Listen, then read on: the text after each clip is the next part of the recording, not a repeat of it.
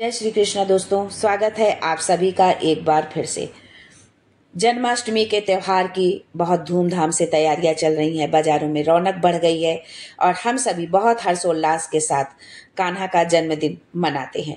दोस्तों, श्री कृष्ण जन्माष्टमी का पर्व हर वर्ष देश भर में बड़े हर्षोल्लास और श्रद्धा के साथ मनाया जाता है। ये दिन भगवान श्री कृष्ण के जन्म की स्मृति में विशेष रूप से मनाया जाता है। जब भक्तगण व्रत रखते हैं, झांकियां सजाते हैं, मंदिरों में भजन कीर्तन होते हैं और रात्रि 12 बजे श्री कृष्ण जन्म की पूजा कर उनका स्वागत किया जाता है। हर कोना भक्ति और प्रेम के रंग में रंगा होता है। धार्मिक मान्यताओं के अनुसार जन्माष्टमी से पहले कुछ खास और पवित्र चीजों को घर लाना बहुत शुभ माना जाता है। तो वहीं पर कुछ चीजें ऐसी होती हैं जिन्हें हमें घर से बाहर निकाल कर फेंक देना चाहिए। ऐसा करने से न केवल भगवान कृष्ण की कृपा प्राप्त होती है, बल्कि घर में सुख, शांति और समृद्धि का वास भी होता है। यदि आप भी इस बार जन्माष्टमी को खास और शुभ बनाना चाहते हैं तो इन वस्तुओं को पहले से घर लाकर तैयारी शुरू कर दे और जिन वस्तुओं को बाहर निकालना है उनको जन्माष्टमी आने से पहले घर से बाहर निकाल दें। तो आइए जानते हैं कि वो कौन सी चीजें हैं जिन्हें जन्माष्टमी से पहले हमें घर लाना चाहिए या जन्माष्टमी के दिन हमें घर लाना चाहिए और कौन सी वस्तुओं को हमें घर से बाहर निकाल करके फेंक देना है। लेकिन आगे बढ़ने से पहले आपसे रिक्वेस्ट करती हूँ कि वीडियो को लाइक करिएगा, दोस्तों को शेयर कर दीजिएगा और अगर आपने अभी तक चैनल को सब्सक्राइब नहीं किया है तो चैनल को सब्सक्राइब करके बेल आइकन जरूर दबाइएगा। दोस्तों, जन्माष्टमी पर कान्हा जी के बाल स्वरूप यानी लड्डू गोपाल की पूजा अर्चना की जाती है। ऐसे में अगर आप जन्माष्टमी से पहले अपने घर से इन चीजों को बाहर कर देते हैं तो इससे आपके ऊपर लड्डू गोपाल की कृपा बनी रहती है। पंचांग के अनुसार भाद्रपद माह के कृष्ण पक्ष की अष्टमी तिथि की शुरुआत 15 अगस्त को रात 8:19 पर हो रही है। वहीं इस तिथि का समापन 16 अगस्त को शाम 6:04 पर होगा। इस प्रकार जन्माष्टमी व्रत शुक्रवार 15 अगस्त को किया जाएगा। वहीं जन्माष्टमी व्रत का पारण शनिवार 16 अगस्त को किया जाएगा। इस दिन के शुभ मुहूर्त कुछ इस प्रकार से रहेंगे। रोहिणी नक्षत्र की शुरुआत है 17 अगस्त दोपहर 1:08 से। रोहिणी नक्षत्र का समापन होगा 17 अगस्त रात 11:47 से। भगवान श्री कृष्ण की पूजा का मुहूर्त है रात 12:45 से 1:26 तक। कृष्ण जन्माष्टमी से पहले आपको अपने घर से टूटी हुई मूर्तियां, चित्र और पुरानी व अनुपयोगी वस्तुएं, खासकर खराब पड़ी घड़ी को घर से बाहर कर देना चाहिए, वरना इन चीजों से घर में नकारात्मकता और अशुद्धता बढ़ने लगती है। आप देवी देवताओं की मूर्तियों को किसी बहते जल में प्रवाहित कर सकते हैं, इससे आपको दोष नहीं लगता है। घर में कभी भी जंग लगी चीजों को नहीं रखना चाहिए। ऐसे में अगर आपके घर में कोई बेकार लोहे का सामान पड़ा हुआ है जिसमें जंग लग चुकी है, उसे भी घर से बाहर कर देना चाहिए। ऐसे में जन्माष्टमी के शुभ अवसर से पहले ऐसी चीजों को घर से बाहर कर दे ताकि लड्डू गोपाल जी की कृपा आपके ऊपर बनी रहे।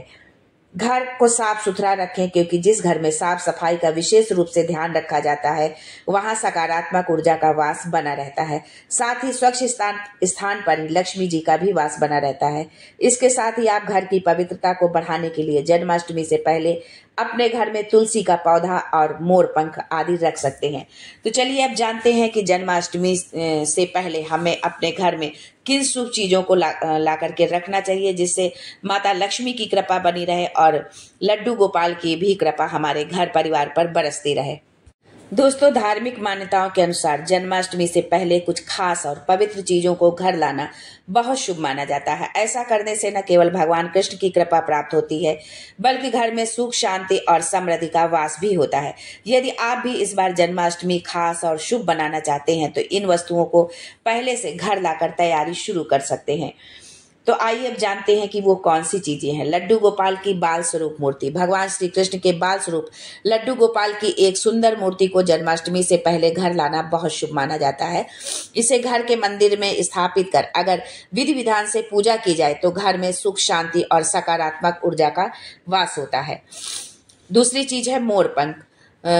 मोर पंख को यदि आप जन्माष्टमी से पहले या जन्माष्टमी के दिन आप लाते हैं और अपने मंदिर पर रखते हैं या अपने पूजा घर में रखते हैं तो इससे सकारात्मक ऊर्जा आती है और लड्डू गोपाल का आशीर्वाद मिलता है। बांसुरी। भगवान कृष्ण की पहचान है उनकी प्रिय बांसुरी। जन्माष्टमी से पहले एक सुंदर बांसुरी घर लाकर पूजा स्थान पर रखना अत्यंत शुभ माना जाता है। इससे न केवल मन को शांति मिलती है बल्कि घर में भी सकारात्मकता और मधुरता बनी रहती है। चांदी या पीतल की बांसुरी विशेष शुभ मानी जाती है। अगर चांदी या पीतल की आप नहीं ले सकते हैं तो आप लकड़ी की जो बांसुरी होती है उसको भी आप ला करके अपने मंदिर पर रख सकते हैं। गाय और बछड़े की मूर्ति। कृष्ण जी का गहरा संबंध गायों से रहा है। जन्माष्टमी के अवसर पर गाय और बछड़े की मूर्ति लाना शुभ संकेत माना जाता है। इसे घर में रखने से समृद्धि आती है और संतान सुख की प्राप्ति का मार्ग खुलता है। धातु की मूर्ति को पूजा स्थान पर रखना श्रेष्ठ होता है। माखन मिश्री। माखन और मिश्री श्री कृष्ण को अत्यंत प्रिय है। जन्माष्टमी से पहले इन्हें घर में लाकर भोग की तैयारी करनी चाहिए। ये प्रेम, मिठास और भक्ति का प्रतीक माना जाता है। पूजा में इसका उपयोग करने से भगवान का आशीर्वाद प्राप्त होता है। वैजंती माला। वैजंती माला भगवान कृष्ण के गले का एक अहम आभूषण माना जाता है। इसे घर लाकर कान्हा जी को पहनाने से धन और समृद्धि की वृद्धि होती है। ऐसी मान्यता है कि इसे धारण करने या पूजा में उपयोग करने से विशेष पुण्य फल की प्राप्ति होती है। भगवान श्री कृष्ण को पीला रंग अत्यंत प्रिय है। जन्माष्टमी से पहले घर में पीले वस्त्र जैसे कि पर्दे, चादर, पूजा की पोशाक लाना शुभ माना जाता है। इससे मां लक्ष्मी की कृपा भी बनी रहती है और घर में आर्थिक समृद्धि आती है। तुलसी का पौधा।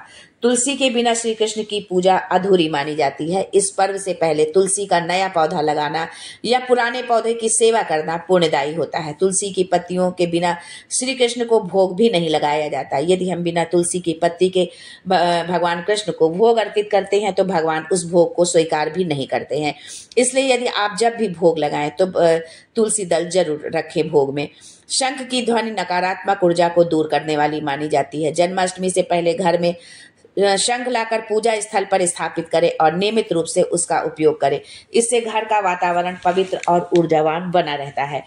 तो इन चीजों को यदि आप अपने घर पर लाते हैं या आप यदि मूर्ति भगवान कृष्ण का जो है पीतल का विग्रह नहीं ला सकते हैं तो आप उसके लिए कोई तस्वीर भी आप ला करके भगवान की पूजा कर सकते हैं।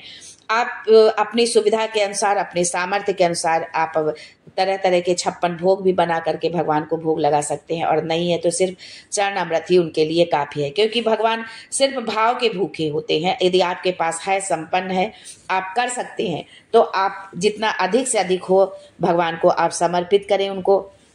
और यदि नहीं है तो जो भी आपके सामर्थ्य में है उसके साथ आप भगवान का जन्मोत्सव पूरे हर्षोल्लास से मनाएं। पूरी शुद्धता के साथ जो है आप जो भी है उस पूजन करें और पूरे आस्था और विश्वास के साथ। यदि आपके जो है संतान नहीं है और संतान प्राप्ति की आप इच्छा है, आप संतान चाहते हैं तो आप जो है गाय और बछड़े का जोड़ा अपने पूजा में जरूर शामिल करें। गाय बछड़े का जोड़ा यदि आप किसी धातु का लाते हैं, पीतल का, चांदी का, जो भी हो ला करके आप रखते हैं और उसकी पूजा करते हैं और भगवान से प्रार्थना करते हैं तो आपको संतान की प्राप्ति अवश्य होगी। तो आज के लिए बस इतना ही। फिर मिलते हैं कुछ नया, कुछ अलग, कुछ अद्भुत लेकर। तब तक के लिए जय Shri Krishna and thanks for watching my video.